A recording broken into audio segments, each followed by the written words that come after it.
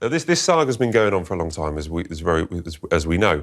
But one of the main issues is him at Royal Lodge. Vast mansion. It's in disrepair. Not as bad as people say. It's still, it's still got gardeners and it's still got people, servants and stuff like that there. I think we'd all happily move in. We'd all happily move Just in. not with. For 22 years, Prince Andrew has lived in one of Britain's most exclusive royal mansions without paying rent. And he's not alone.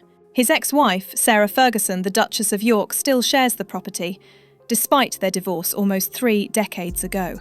Now, an unredacted lease has revealed the staggering truth behind their arrangement at Royal Lodge, the 30-room mansion on the Windsor estate. The Duke and Duchess may no longer hold power, but their grip on privilege remains unshaken. In 2003, Prince Andrew secured a 75-year lease on Royal Lodge, once the beloved home of the Queen Mother. He paid £1 million up front and promised to spend £7.5 million on refurbishments. In exchange, the Crown Estate granted him what's called a peppercorn rent, just 1 coin a year, if demanded. Duchess of York, ready for the slopes, emerged from her chalet here at mid-morning to talk for the first time about the divorce. Very well, thank you. And the children are very well indeed. Ready to go skiing. Sad day for you? Well, I would say that would be understatement. Yeah, very sad. So for more than 2 decades, the Duke of York has effectively paid nothing in rent. That's 22 years in a mansion that would cost a fortune on the open market. And the deal gets even sweeter. If Andrew ever chooses, or is forced, to give up the house before the lease ends in 2078, the Crown Estate would owe him compensation, around £500,000. The revelation has triggered outrage, with MPs and campaigners demanding answers. How can a disgraced royal, stripped of titles and public duties, still enjoy such extraordinary perks? Sources close to the Crown Estate confirm that Andrew's upfront payment and refurbishments were meant to replace decades of rent. But Royal Lodge isn't just a residence, it's a financial black hole. Maintenance, staffing and heating for a 30-room mansion cost millions each year. We don't know where this money's come from. Sometimes finances, as we've seen recently with things like Dispatches programme, or Andrew himself with Epstein when he took money off, Epstein gave money to pay off Sarah Ferguson's loan, or we got the oligarch that he sold. And here's where Sarah Ferguson re-enters the story. Despite their 1996 divorce, Fergie never really left Royal Lodge. She and Andrew have shared the property ever since, calling themselves the happiest divorced couple in the world. They live in separate wings but remain financially intertwined. She has described their relationship as a partnership built on love and support, and indeed both seem to rely heavily on one another, financially and emotionally. When the Queen Mother died, Andrew inherited the right to lease her former home. But unlike other royals, he no longer receives any public allowance, and recent reports confirm that he did not receive a major inheritance from the late Queen Elizabeth II or from his grandmother. That revelation raises a serious question. His former house too for £3 million over the asking price. Sometimes money is the Achilles heel. Do you think we should know how Andrew has secured money to remain in Royal Lodge? My feeling on this is, look, he's out of royal duties now, so there's a degree of he can, go about his life as long as it's, Without royal income or inheritance, how are Andrew and Sarah affording this life? Since stepping back from royal life, Andrew has been entirely cut off from public funding. His security, once taxpayer-funded, is now his responsibility. King Charles III reportedly offered him a compromise: move into a smaller property, perhaps Frogmore Cottage, recently vacated by Prince Harry and Meghan Markle, and Charles would reinstate some private allowance and contribute toward protection costs. Andrew refused. He insists that his lease is cast iron, meaning even the king cannot legally force him out, as long as he abides by the agreement.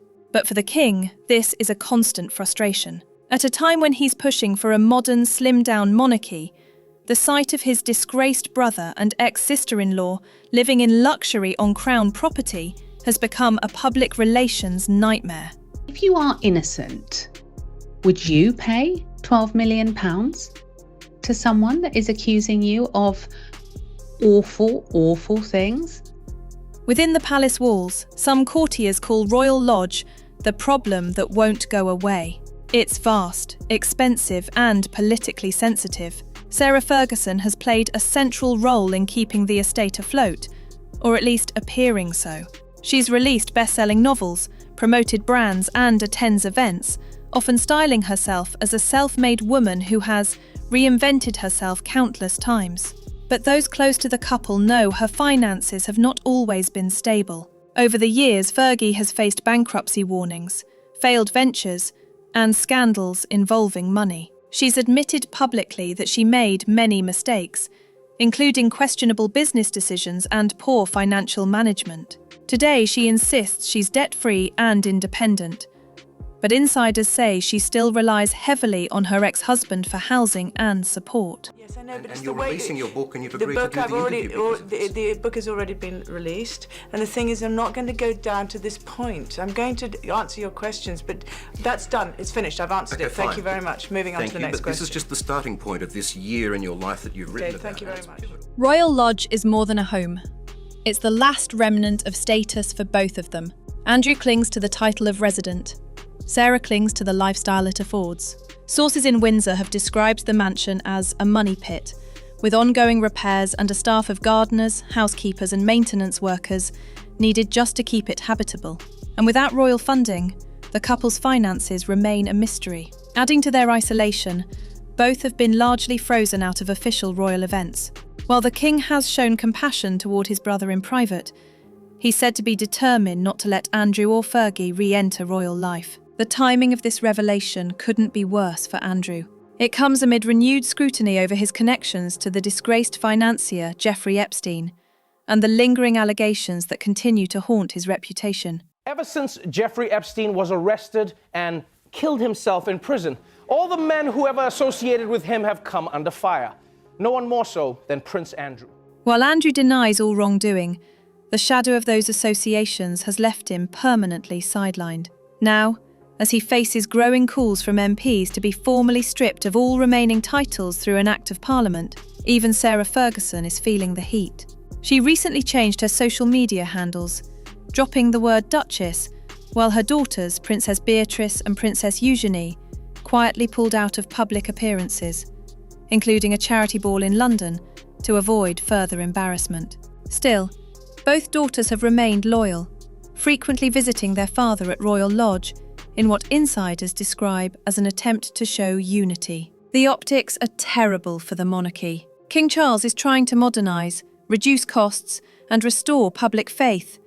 Yet his brother continues to occupy a palace for free. Royal Lodge, once a symbol of royal grace, has become a symbol of royal excess. Critics say this exposes the double standard at the heart of the institution. While working royals shoulder public scrutiny and obligations, Andrew and Fergie enjoy royal privilege without accountability. Behind the scenes, there's talk that the Crown Estate might eventually renegotiate or even buy back the lease, but such a move would be legally and politically messy. Andrew could demand compensation, and any public payout would cause even greater outrage. The collapse of their royal standing didn't happen overnight.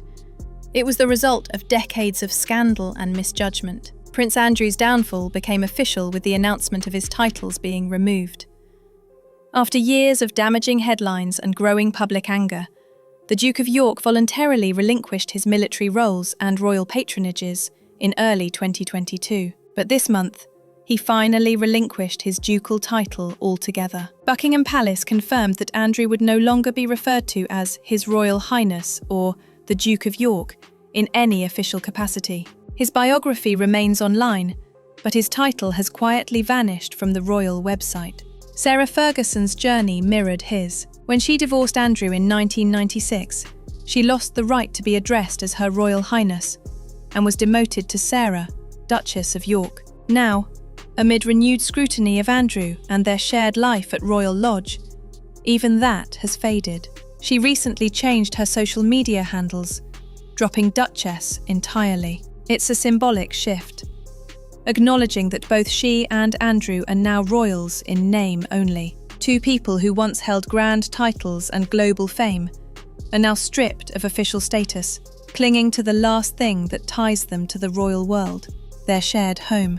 For now, The Duke and Duchess remain entrenched at Royal Lodge. Andrew stays largely out of sight, occasionally photographed driving through the Windsor grounds. But the reality behind those gates is far from idyllic. The property costs millions to maintain, the king is losing patience, and public tolerance for royal entitlement is running thin. 22 years rent-free might be legal, but in the court of public opinion, it looks increasingly indefensible. At its heart, the Royal Lodge saga is not just about a house. It's about what that house represents.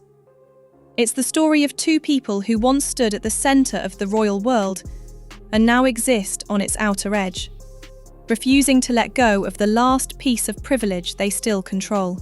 For Prince Andrew, it's pride and defiance. For Sarah Ferguson, it's survival and image. For the monarchy, it's a growing liability. And for the British public, it's one more reminder that, even in the modern age, royal walls can still protect royal privilege. As the king moves forward with his vision of a leaner, more transparent monarchy, one thing is clear: Royal Lodge has become the biggest obstacle in his path.